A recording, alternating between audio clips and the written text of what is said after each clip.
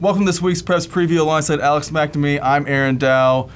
We got plenty coming up here in the next couple of weeks between wrestling is in full swing. We got sectionals coming up this weekend. Girls basketball finals are coming up, and boys basketball here in a couple of weeks. The seeds are coming out, and we're gonna try something new. We're gonna break these up into a different segments. So if you want to see something else, we got a couple different videos for you. So explore our website. We got a lot going on here the next couple of weeks, but.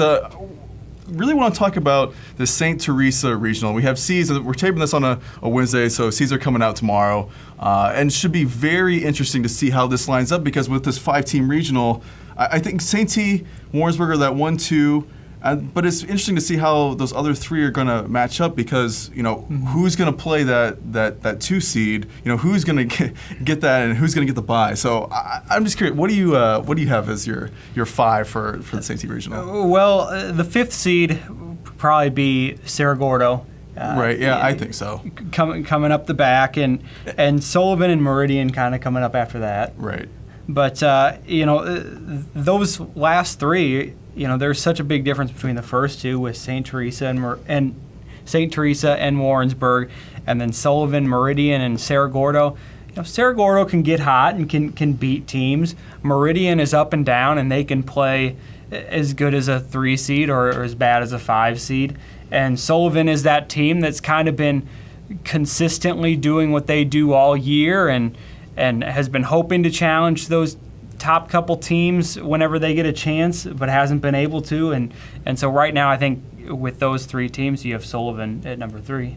It's hard to say for those top 2 between St. Teresa and Warrensburg. I think people are probably going to vote St. T because they won, and it's so hard because we have another matchup coming up that's not going to be able to factor into the seeds. But I think if you look at especially not Macon County for the CIC, I think that tournament was really seeded based on head-to-head matchups, and I think that the coaches are going to look at that and put St. T at number 1. So I think St. T is going to be number 1. So if Warrensburg's at 2, which is, they do have a better record than St. T right now, so that's not in stone. If they play Sullivan or Meridian, and I know you had Sullivan at 3, I think Sullivan will probably be at 3 too. But it's strange. But you had Meridian, who won by 18, just a couple weeks before Sullivan came back and throttled Meridian. So you have the head-to-head matchups don't really, and then Meridian actually does have a better record. So it'll be really interesting to see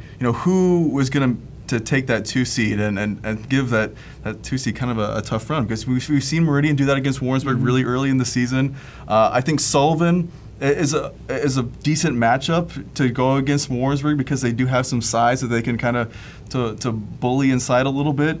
And with Cerro Gordo, they've had some really close games, but it's just they've dropped a couple, and they've been close. This last couple of weeks they've had a lot of close games, but I think they'll probably be the 5. So. Yeah, I kind of feel like it's going to be St. T at 1, Warrensburg 2, Sullivan 3, Meridian 4, CGB 5. But honestly, I wouldn't be surprised to see those top 4 switch at all. Yeah, absolutely. And also there's no issue if Warrensburg ends up being that top seed for whatever reason too.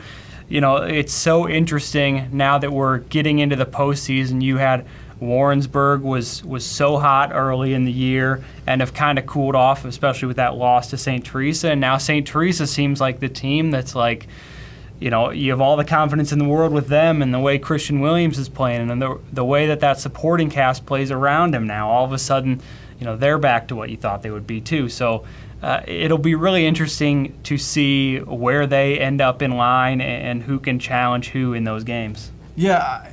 I kind of wish this was a bigger regional. I wish there were a few more teams to kind of get into it a little bit. But, that's the way it is. A lot of these regionals are, 5 teams, and there's just not enough time before you have to play one of the best teams. And not even just this regional, but probably the sectional. And, you have 2 teams I think honestly could make a state run between St. T and Warrensburg.